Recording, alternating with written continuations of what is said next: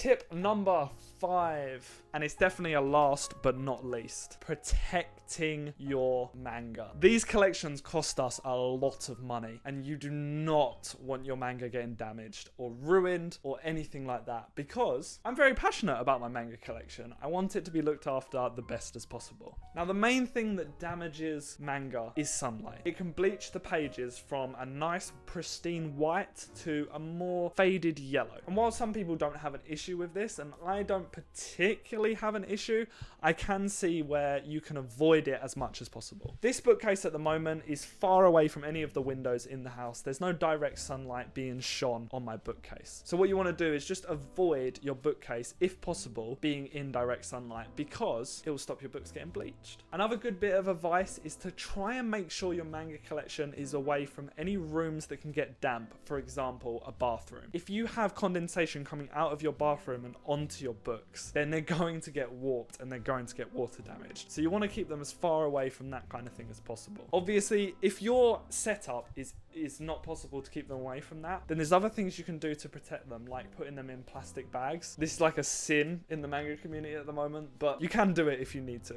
You also want to make sure that if you have any pets or anything, that your manga is potentially above their level, if possible. So you don't come home one day to your favorite volume getting ripped to shreds by your dog. This luckily didn't happen to me. Well, this luckily didn't happen to one of my favorite volumes, but there definitely is a manga upstairs that is missing half of its back cover because my dog shredded it.